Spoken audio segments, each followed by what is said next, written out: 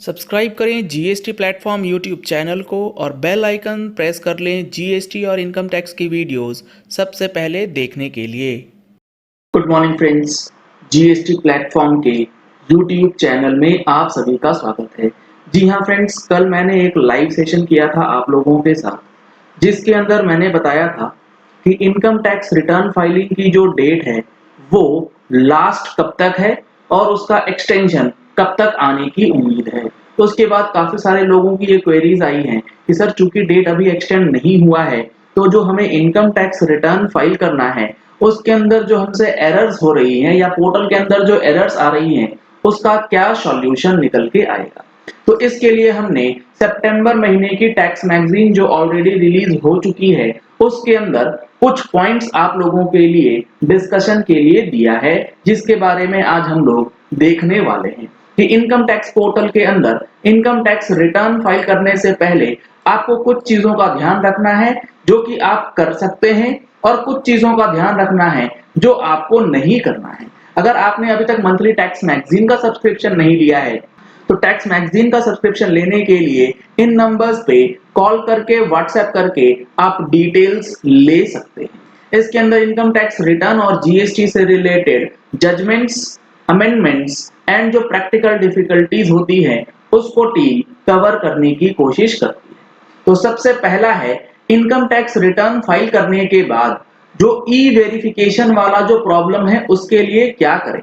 उसमें आपको तीन चीजों का ध्यान रखना है। मैंने इसके लिए प्रैक्टिकल वीडियो भी शेयर किया था।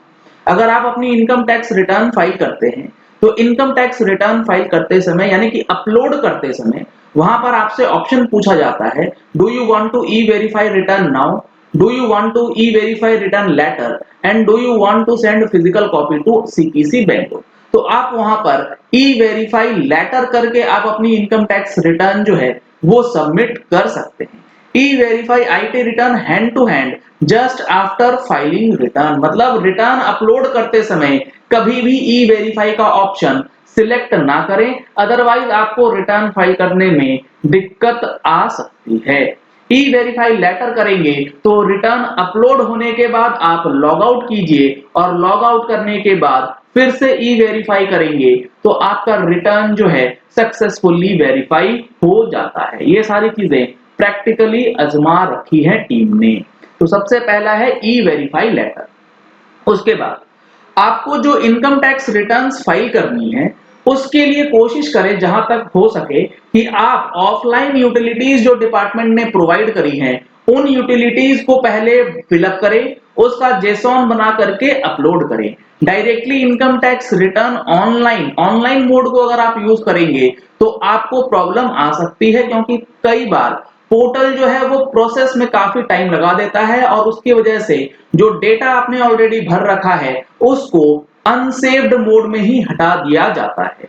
तो यहाँ पर ऑफलाइन यूटिलिटी का इस्तेमाल करने से आप इनकम टैक्स रिटर्न जो है बिना किसी परेशानी के भर सकेंगे। तीसरा फॉर्म है form 10IE for opting new tax regime. और आपको क्या नहीं करना है, income tax return by opting new tax regime without filing form 10IE। अब आपको यह भी ध्यान रखना है कि आप न्यू टैक्स स्लैब या ओल्ड टैक्स स्लैब के अंदर जाना चाहते हैं। अगर आप न्यू टैक्स स्लैब के अंदर जाना चाहते हैं तो आपको form 10IE to avail the benefit of new slabs भरना मैंडेटरी है।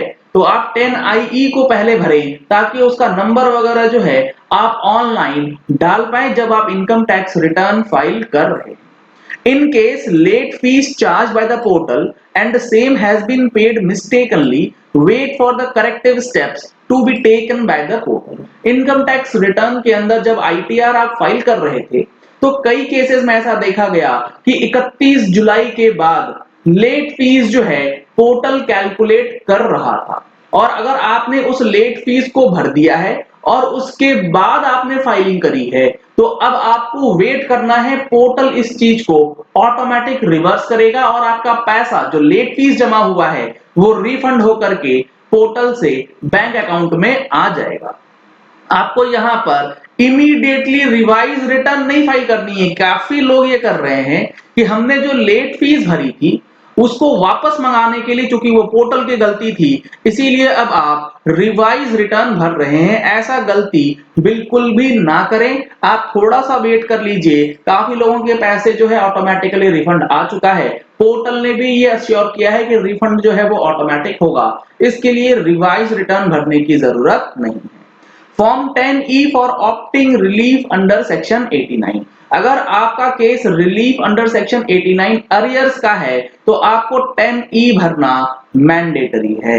अगर आप 10E नहीं भरते हैं तो रिलीफ क्लेम मत कीजिएगा, और रिलीफ क्लेम करते हैं इनकम टैक्स रिटर्न के अंदर तो बिना 10E भरे ITR की रिटर्न जो है ना फाइल करें। Appointment of authorised representative, first update profile then this will get enable. काफी सारे लोगों को ये प्रॉब्लम आ रही है कि ऑथराइज्ड रिप्रेजेंटेटिव अगर इनकम टैक्स रिटर्न फाइल करना चाह रहा है तो उसका ऑप्शन ही नजर नहीं आता। तो इसके लिए पहले आपको अपना प्रोफाइल अपडेट करना होगा, ऑथराइज्ड रिप्रेजेंटेटिव का प्रोफाइल अपडेट करना होगा। उसके बाद ही आप ऑथराइज्ड रिप्रेजेंटेटिव का डेटा सर्च कर पाएंगे। Direct searching of option without updating profile का प्रयास ना करें, वो आपको वहां पर कुछ भी नहीं दिखाएगा। रेक्टिफिकेशन अगर आपको फाइल करना है 154 के अंदर तो अभी पोर्टल पे ऑप्शन नहीं दिया गया है, आपको उसका वेट करना है। यहां पर आप direct try to find the option करेंगे भी कोई फर्क नहीं पड़ेगा, और रिवाइज रिटर्न तो गलती से भी नहीं फाइल करनी है। तो ये कुछ चीजें हैं जो कि इनकम टैक्स रिटर्न के अंदर पोर्टल से रिलेटेड डूज एंड डोंट्स, क्या करना है क्या नहीं, वो इस मैगजीन के अंदर दिया गया है। सिमिलरली डिजिटल सिग्नेचर सर्टिफिकेट से रिलेटेड कुछ चीजें बताई गई हैं कि आपको इसके लिए किस तरीके से इस्तेमाल करना है। ड्यू डेट्स जो एक्सटेंड करी गई हैं, जो कि सितंबर महीने में फॉल होने वाली थी या अगस्त में फॉल हो चुकी थी, उसके लिए भी यहां दिया गया है मैगजीन के अंदर। अगर आपको मैं ब्रीफ में दिखाऊं कंटेंट, इस बार जो हमारा सितंबर महीने का रिलीज हुआ है इसमें ड्यू डेट से रिलेटेड आपको एनालिसिस मिलने वाला है। जीएसटी नोटिफिकेशंस जो इशू हुए थे 32, 33, 34, जिसमें रिवोकेशन का एक्सटेंशन, एमनेस्टी का एक्सटेंशन, सारी चीजें विद एग्जांपल्स दी गई हैं। यहाँ पर आईटीसी रिवर्सल से रिलेटेड जो इंपॉर्टेंट जजमेंट्स हैं, दो इंपॉर्टेंट जजमेंट्स दिए गए हैं आईटीसी से रिलेटेड आप लोगों के लिए, आप यहाँ पर इसको देख सकते हैं। इंपॉर्टेंट चेक पॉइंट, सितंबर महीने में जो आप अकाउंट्स बना रहे हैं, इन अकाउंट्स के अंदर क्या क्या चीजें आपको ध्यान रखनी है, क्योंकि ये बहुत इंपॉर्टेंट मंथ है for the in respect of GST. तो ये सारी चीजें आपको इस बार की मंथली टैक्स मैगजीन में मिलेंगी। चलिए इस वीडियो को यही एंड करते हैं। आशा करते हैं कि आपको ये पॉइंट क्लियर हो गया होगा कि इनकम टैक्स रिटर्न के अंदर आपको किस तरीके से फाइलिंग जो है सीमलेसली विदाउट एनी एरर कर सकते हैं। अगर आपने हमारे चैनल पे फर्स्ट टाइम ट्यून इन किया है तो चैनल को सब्सक्राइब करने के लिए नीचे दिया गया रेड कलर का सब्सक्राइब बटन प्रेस कर लीजिए। साथ में जो बेल आइकन है उसे प्रेस कर लीजिएगा ताकि वीडियोस की नोटिफिकेशंस आप तक रेगुलरली पहुंचती रहें। Thank you and have a nice day.